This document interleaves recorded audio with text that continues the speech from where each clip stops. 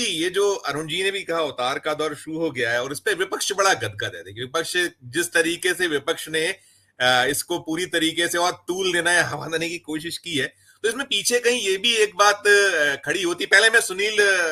शुक्ल जी का स्वागत करूंगा। सर बहुत बहुत स्वागत है आपका, मैं आपके पास पहुंचता हूं। तो ये जो इसमें ये भी कहीं देखा जाता है कि कहीं ये ध्यान बांटने वाला तो नहीं है, जो बार बार एक ये भी निकल कर आता है कि संघ चाबुक चला रहा है संघ, और फिर इसमें जो निकल कर आ रहा है कि ये उनका अधिकृत बयान ना माना जाए। सूत्र कह रहे हैं, कहीं ये आ रहा है कि इसको मोहन भागवत जी ने जो नसीहतें दी हैं वो सरकार से जोड़कर ना देखा जाए, लेकिन अहंकार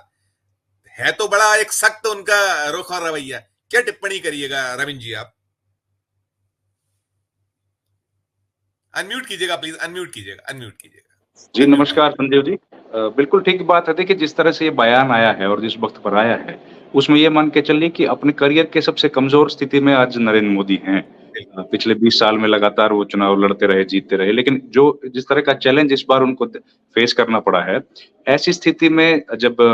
आरएसएस की तरफ से प्रहार किया गया है, वो वाकई ये बात दिखाता है कि कहीं ना कहीं अब शायद आरएसएस को भी थोड़ी सी ताकत ज्यादा मिली है। और दूसरी बात देखिए सबसे ज्यादा क्या है संजीव जी की आरएसएस जो है पिछले लंबे समय से न कहीं नीतिगत फैसलों में शामिल था। मुझे याद है कि जब अटल बिहारी वाजपेयी की सरकार थी तो एक समन्वय की बैठक होती थी सरकार और आरएसएस के बीच में। वो पिछले 10 साल से वो समन्वय की बैठक नहीं हुई है। अलग अलग जो नीतियां थी, चाहे वो एचआरडी मिनिस्ट्री रही हो, उस जमाने में उसको एचआरडी बोलते थे, या दूसरी मिनिस्ट्रीज एक्सपोर्ट इंपोर्ट की मिनिस्ट्री थी, युवा मामलों की जो मंत्रालय था, इन तमाम मामलों पर आरएसएस के साथ सलाह मशुरा किया जाता था और उसके हिसाब से ही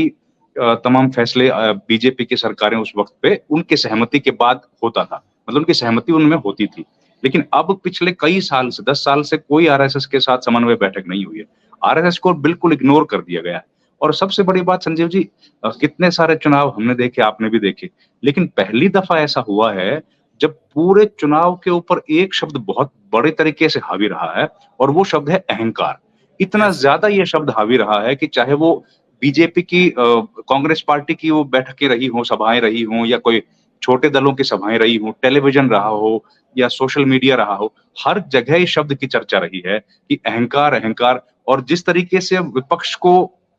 बिल्कुल खत्म करने की कोशिश की गई है, उनको जेल में बंद करने की, ये अपने आप में हिंदुस्तान के इतिहास में ऐसा कभी देखा नहीं गया कि आप इतनी ज्यादा वेंडेटा पॉलिटिक्स करते हैं और अपने खुद को केवल सही बताना और बाकी सारी दुनिया को चोर बताना। इस तरह की राजनीति देखिए हुई नहीं। और सबसे बड़ी बात जो देखिए विपक्ष के टाइम पे जब 2G का मामला आया, CWG का मामला आया, तो उसी समय पर कनिमोई भी जेल गई, उसी समय पर ए राजा भी जेल गए, और उसके बाद से लेके 10 साल के अंतराल पे कोई व्यक्ति जेल नहीं गया जिनके ऊपर आरोप लगे थे, बल्कि सारे आरोपों से छूट कर आ गए। उसी समय पर CWG का मामला हुआ, सुरेश कलमाड़ी जेल गए, उसके बाद सब लोग छूट कर आ गए। तो ये रॉबर्ट वाड्रा को जो 3-3 सरकारें जेल भेजना चाह रही थी, हरियाणा की सरकार ने अलग धिंगड़ा कमीशन बिठाया, राजस्थान की सरकार ने अलग कमीशन बिठाया, सेंट्रल गवर्नमेंट लगातार उसके ऊपर कार्रवाई की बात करती रही। 10 साल तक रॉबर्ट वाड्रा के ऊपर कार्रवाई हुई, उनके ऊपर जांच बिठाई गई, लेकिन वो नीट एंड क्लीन आए। तो इन बातों का असर निश्चित तौर पर पड़ता है कि कैसे आपने एक हजारों करोड़ रुपए का कैंपेन लगा के एक व्यक्ति को पप्पू डिक्लेयर करने की कोशिश की और उसने आखिरी में फिर आपको दिखा दिया कि कौन कितना ताकतवर है। और अब देखिए स्थिति, अब संजीव जी स्थिति क्या है कि मुझे लगता है वरिष्ठ बैठे हैं कि पहली बार ऐसा हुआ है जब राष्ट्रपति महोदय ने ये नहीं कहा कि आप एक समयबद्ध तरीके से अपनी मेजोरिटी प्रूव कीजिए हाउस में। ऐसा आमतौर पर होता नहीं है, खासतौर पर जब मिलीजुली सरकारें होती हैं तो एक समय निश्चित किया जाता है कि एक समय निर्धारित किया गया है जिसके पहले आपको अपना मेजोरिटी प्रूव करनी है। लेकिन इस मामले में वो भी हमको देखने में नहीं आया है कि, और विपक्ष भी इस पर बड़ा खामोश है। कल बल्कि प्रेस कॉन्फ्रेंस जब हो रही थी और शाम को हम लोग ऑफ द रिकॉर्ड बात कर रहे थे, जयराम रमेश के यहाँ पे डिनर था, तो उसमें भी ये सवाल का कोई जवाब उनकी तरफ से ठीक तरीके से नहीं दिया गया कांग्रेस की तरफ से कि आखिर इसका कारण क्या है। और ये अपने आप में एक बहुत गंभीर मामला है कि जो सरकार मिलीजुली है, जिसके सबसे बड़ी पार्टी के पास अपने से मेजोरिटी नहीं है, उसको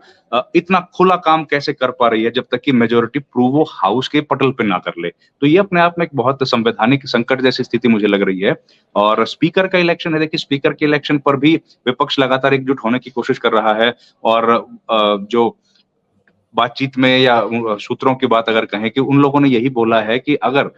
डीएमके के या टीडीपी की तरफ से कोई व्यक्ति कैंडिडेट आता है तो कांग्रेस और इंडिया ब्लॉक उसको समर्थन दे देंगे। तो कई सारी चुनौतियां हैं और पहली बार ऐसा होगा संजीव जी जब सदन में पहले सदन में जाएंगे प्रधानमंत्री जाएंगे और इतने बड़ा विपक्ष उनके सामने होगा प्लस जो 2 बड़े मुद्दे हैं, उन मुद्दों के साथ वो इस बार सदन की शुरुआत होगी। इसमें सबसे बड़ा मुद्दा नीट का एग्ज़ाम है। नीट के एग्ज़ाम पर लगातार राहुल गांधी से लेकर पूरी कांग्रेस पार्टी उस पर लगातार बात कर रही है और उसके बाद जो राहुल गांधी ने पहले ही दिन प्रेस कॉन्फ्रेंस की थी और बताया था कैसे एग्जिट पोल्स के थ्रू एक शेयर मार्केट को फ्लक्चुएट करके उसको कंट्रोल करने की कोशिश की थी, वो एक बड़ा घोटाला और उसमें जेपीसी की डिमांड। तो इस बार चुनौतियां लगातार बढ़ने वाली हैं, उसके ऊपर आरएसएस की ये चुनौती, वो भी खास तौर पर तब जब प्रधानमंत्री देश के बाहर हैं और बीजेपी की तरफ से अभी तक देखिए उस पर कोई आधिकारिक टिप्पणी नहीं आई है। तो वाकई ये मामला थोड़ा मुझे तो लग रहा है कि संगीन है, लेकिन ये है कि क्योंकि विचारधारा एक है तो ये ऐसा तो नहीं हो पाएगा कि बीजेपी और आरएसएस अपनी राहें अलग कर लें, लेकिन ये निश्चित तौर पर है कि कम से कम जो पकड़ कमजोर हो गई थी आरएसएस की, उस पकड़ को एक बार फिर से मजबूत करने की कोशिश करेंगे और उससे भी बड़ी चुनौती 3 महीने में चुनाव है। महाराष्ट्र का चुनाव है, वहां पर सरकार का आता पता नहीं कि 3 महीने चल पाएगी कि नहीं। वैसी ही स्थिति हरियाणा में है। हरियाणा में भी फिलहाल जो अल्पमत की एक सरकार चल रही है, दोनों सरकारों का आता पता नहीं है, दोनों जगह पर बीजेपी बुरी तरीके से हारी है। तो ऐसी स्थिति में चुनौतियां लगातार इस सरकार के लिए बढ़ती जा रही हैं और जैसे ही महाराष्ट्र शायद हो जाएगी तो लगातार इलेक्शंस का मोड है और एक कम बहुमत की सरकार है, 290 के आसपास इनके सांसद हैं। तो ऐसी स्थिति में आने वाला सत्र भी बहुत एक चुनौती भरा होगा बीजेपी के लिए और साथ ही साथ दिक्कत बीजेपी को आरएसएस की तरफ से भी लगातार फेस करनी पड़ रही है। जो प्रधानमंत्री नरेंद्र मोदी के अपने राजनीतिक जीवन काल में पहली बार ऐसा हुआ है कि उनको इतनी बड़ी चुनौती आरएसएस से फेस करनी पड़ रही है और आरएसएस ने भी जिस तरीके से आक्रमण किया है वो अपने आप में बहुत अप्रत्याशित है।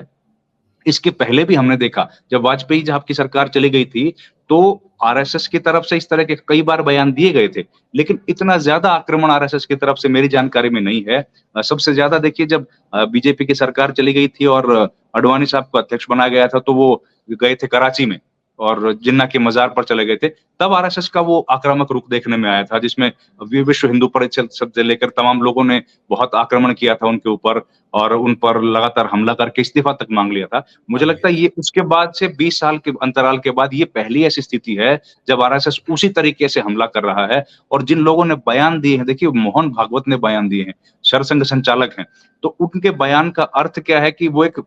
पूरे विचार जो है उनका जो शब्द कहा गया शब्द है वो नीचे तक परकुलेट करता है और स्वयंसेवक जो हैं आरएसएस के जो लोग हैं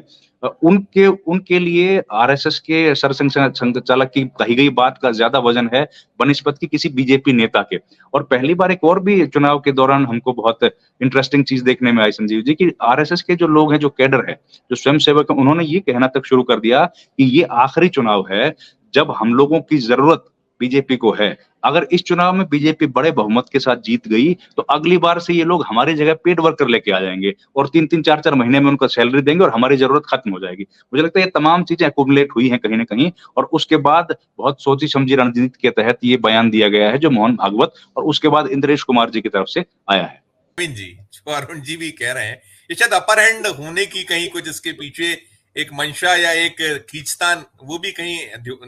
नजर आती है। जो अरुण सर भी कह रहे हैं कि वो नहीं चाहता कि हम मदारी बंदर बन जाए या वो हो जाए, वैसी स्थिति नहीं होने देना चाहते। आपकी टिप्पणी? जी देखिए बिल्कुल ये बात सही है कि अपर हैंड किसका होगा इस बात की तो लड़ाई लगातार हम लोगों को देखने में आ रही है और संघ की जिस तरह से विचारधारा है जो खास तौर पर अगर हम लोग बात करें कि आरएसएस का जो मेन कोर एजेंडा अगर शिक्षा को लेकर के हम बात करें तो शिक्षा को लेके लगातार बीजेपी हो या फिर बीजेपी से जुड़े दूसरे लोग हों वो बात ये हम बहुत समस्या जी। मेरी आवाज आ रही है सर? आवाज आई। तो देखिए वो एजेंडा क्या है कि पिछले 10 साल में जिस तरीके से आरएसएस हमेशा अपनी बात को मजबूती के साथ रखता है वो तो कहीं ना कहीं इस बार दिखाई नहीं दिया और बीजेपी जो एजेंडा आरएसएस का रहता है कि जिसमें अगर शिक्षा की बात करें तो शिक्षा के स्तर पर जो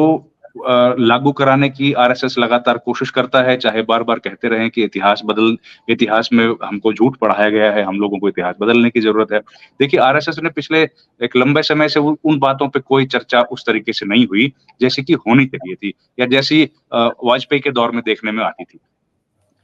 तो ये जो आरएसएस का कहीं न कहीं कमज़ोर पड़ जाना है या फिर ये बात इन्होंने बिल्कुल ठीक कही है कि आरएसएस के जो लोग हैं एक धोती-कुर्ते में रहने वाले लोग थे, उनको जिस तरह से ऐश्वर्य और बड़ी-बड़ी 5 सितारा होटलों की या बहुत शानदार दफ्तरों की जो आदत पड़ गई है, मुझे लगता है ये भी एक आरएसएस के लिए एक दिक्कत वाली बात है कि अगर इस तरीके से जो प्रचारक लोग होंगे, बिल्कुल, तो आप वाक़ई उनका जो समय मूल काम समय है की भी उस पाबंदी है, समय जी, जी, जी, जी। आप कर लीजिए, लाइन खत्म कीजिएगा, फिर मैं जी, सुनील सर और राकेश जी की टिप्पणी जी, जी, लूँगा। जी, बिल्कुल, तो जिस तरह का जो उनका जो मूल काम है, कहीं न कहीं उसमें दिक्कत आ सकती है और मोदी तो यदाकदा मोदी का तो एक समय है, निर्धारित समय है, लेकिन आरएसएस का तो समय नहीं है। आरएसएस तो लगातार उसी तरीके से काम करता रहेगा, चाहे सत्ता में हो या बाहर हो। तो अगर उस तरह की कार्य व्यवस्था यहाँ पर आ गई या फिर उस तरह का धन, ऐश्वर्य और वैभव के पीछे लोग यहाँ के आरएसएस के स्वयंसेवक भागने लग गए, तो मुझे लगता है कहीं न कहीं दिक्कत होगी। अब देखिए, आरएसएस के कितने बड़े-बड़े दफ्तर यहाँ पर बने हैं। दिल्ली में अब देखें या अलग-अलग स्थानों पर